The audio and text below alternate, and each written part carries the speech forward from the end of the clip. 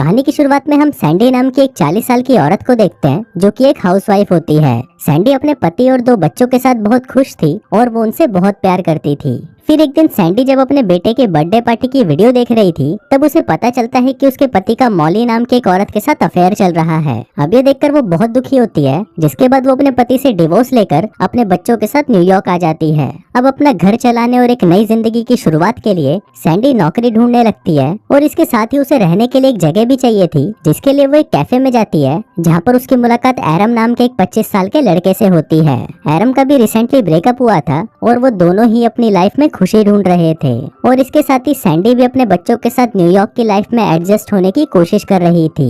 इसके लिए वो एक सेल्फ डिफेंस की क्लास ज्वाइन करती है जहाँ पर उसकी मुलाकात फिर से एरम से होती है। एरम को ग्रेजुएट होने के बाद भी कोई खास अच्छी नौकरी नहीं मिल रही थी, इसलिए उसे पैसों के लिए वो भी काम करना पड़ रहा था जो करना उसे पसंद नहीं था। तभी उस क्लास की टीचर सैंडी को अपना सारा गुस्सा एरम पर निकालने को कहती है, जिस पर एरम भी अपने पति की हरकतों को याद करके अपना सारा गुस्सा उस पर निकाल देती है। पहले तो वो उसे गंदी गंदी गालियां देती है और फिर वो उसे कुत्ते की तरह मारना शुरू कर देती है। इसके बाद अगले दिन सैंडी एरम से कल की हरकतों के लिए माफी मांगती है और उससे पूछती है कि क्या वो उसके बच्चों का बेबी सिटर बन सकता है, जिस पर एरम भी उसे हाँ बोल देता है। फिर उस रात जब एरम बेबी सिटर के लिए सैंडी के घर पर आता है तब उसे पता चलता है कि सैंडी के बच्चे बहुत अजीब हैं। फिर सैंडी उसे वहीं छोड़कर एक आदमी के साथ डेट पर चली जाती है, पर वो आदमी तो एक नंबर का गधा था और वो सैंडी के साथ काफी अजीब हरकतें कर रहा था, जिससे वो उसके साथ कंफर्टेबल नहीं हो पाती। वहीं घर पर एरम धीरे धीरे सैंडी के बच्चों का दोस्त बन गया था, पर दूसरी तरफ वो आदमी तो सैंडी के साथ और भी अजीब हरकतें कर रहा था।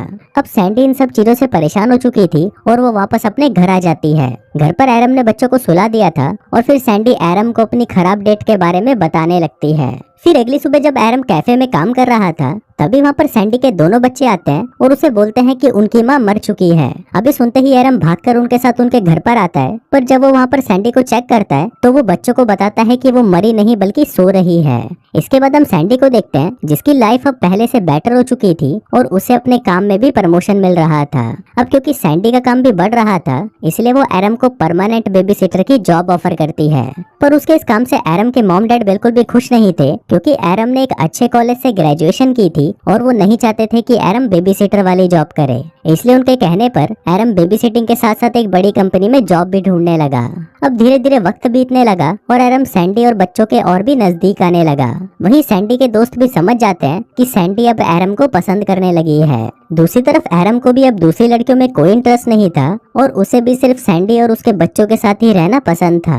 फिर एक दिन सैंडी एरम को एक फाइटिंग मैच की 2 टिकट्स देती है और उसे कहती है कि तुम अपने दोस्त के साथ ये मैच देखने चले जाना, पर एरम का कोई भी दोस्त नहीं था इसलिए वो सैंडी को ही अपने साथ चलने के लिए पूछता है, जिस पर सैंडी भी उसे हाँ बोल देती है। फिर अगली रात वो दोनों साथ में मैच देखने जाते हैं जहाँ पर सैंडी को भी बहुत मजा आता है। फिर कुछ देर बाद एरम के पास एक आदमी आता है जो कि एक बहुत बड़ी कंपनी का सीईओ था, जहाँ पर एरम इंटरव्यू देने गया था।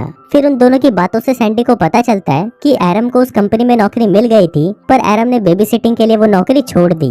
एरम उसे बताता है कि पहली बार उसे कुछ करने से खुशी मिल रही है और उसे सैंडी और उसके परिवार के साथ रहना बहुत पसंद है। तभी हम देखते हैं कि मैच के दौरान एक बॉक्सर सीधा एरम के ऊपर आकर गिर जाता है, जिससे उसको बहुत चोट लगती है। फिर सैंडी उसे उठाकर अपने घर ले जाती है और उसे आज रात यहीं रुकने को कहती है, पर तभी वहाँ पर सैंडी का एक्स हस्बैंड आ जाता है और वो सैंडी और बच्चों को एरम के साथ खुश देखकर सैंडी से झगड़ने लगता है। वो उसे कहता है कि सैंडी वापस उसके पास आ जाए। फिर बच्चों को सुलाकर एरम जब वापस बाहर आता है तो वो आदमी एरम को वहाँ से जाने को कहता है, लेकिन एरम वहीं रुक जाता है और वो सैंडी को उसे अपनी दिल की बात कहने को कहता है। अब सैंडी वो बातें बोल नहीं पा रही थी जो उसने उस सेल्फ डिफेंस की क्लास में बोली थी, पर जब एरम उसी की बातें उसे वापस बोलने लगता है तब सैंडी भी वही बातें बोलना शुरू कर देती है और वो अपने एक्स हस्बैंड को गंदी गंदी गालियां देने लगती है। सैंडी ने अपने हस्बैंड को वो सारी बातें बोल दी थी जो कई सालों से उसके दिल में थी। फिर अपने पति को वहाँ से भगाने के बाद सैंडी एरम को कहती है कि कल वो उसे अपने साथ डेट पर ले जा रही है। फिर अगले दिन जब एरम अपने दोस्त को बताता है कि वो सैंडी के साथ डेट पर जा रहा है तो उसके दोस्त को ये सुनकर बहुत बुरा लगता है, क्योंकि उसी रात उसका एक स्टेज परफॉर्मेंस था और वो चाहता था कि एरम भी उसे देखने आए। अब एरम अपने दोस्त को नाराज नहीं कर सकता था, इसलिए वो शाम को सैंडी के साथ उसका शो देखने के लिए आता है। फिर शो खत्म होने के बाद वो सैंडी को अपने साथ एक पार्टी में ले जाता है जहाँ पर वो दोनों एक दूसरे के करीब आने लगते हैं, पर तभी एरम को वहाँ पर उसकी एक्स गर्लफ्रेंड मिलती है और वो उसे कहती है कि वो उसके पास वापस आना चाहती है, पर एरम उसे इग्नोर कर देता है और वापस सैंडी के पास चला जाता है। पार्टी खत्म होने के बाद वो दोनों घर पर आते हैं और साथ में इंटीमेट होने लगते हैं। पर तभी वहाँ पर सैंडी का बेटा उन्हें मजे करते हुए देख लेता है, जिसके बाद अगले दिन एरम खुद ही सैंडी के दोनों बच्चों को उसके और सैंडी के रिलेशनशिप के बारे में बता देता है। दूसरी तरफ सैंडी भी अपने दोस्तों को अपने रिलेशनशिप के बारे में बता देती है कि उसे अपने बच्चों के बेबी सिटर से ही प्यार हो गया। फिर अगले दिन एरम सैंडी को अपने मॉम डैड से मिलवाने के लिए उनके घर लेकर आता है, पर वहाँ पर सैंडी एरम की मॉम की हरकतों से समझ जाती है कि उसकी मॉम को उन दोनों का रिलेशन पसंद नहीं है। पर सैंडी को इससे कोई फर्क नहीं पड़ता, क्योंकि एरम उससे और उसके बच्चों से बहुत प्यार करता था। पर क्योंकि एरम की उम्र सिर्फ 25 साल थी, इसलिए सैंडी के दोस्त उसकी और एरम की रिलेशनशिप का मजाक उड़ाने लगे थे। पर एरम को इस बात से कोई फर्क नहीं पड़ता। लेकिन अब सैंडी को ये लगने लगा था कि वो एरम से बहुत बड़ी है और वो उसकी जिंदगी बर्बाद कर रही है।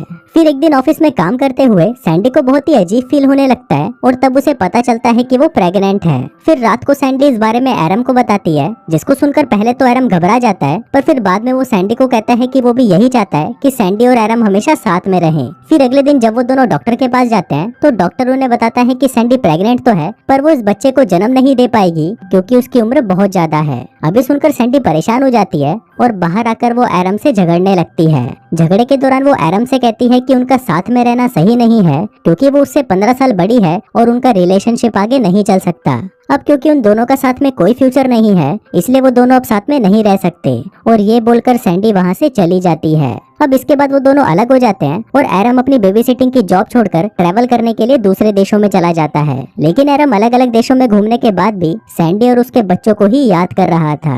वहीं दूसरी तरफ सैंडी एक अच्छी माँ बनने की कोशिश कर रही थी और उसे अपनी जॉब में भी एक और प्रमोशन मिल गया था।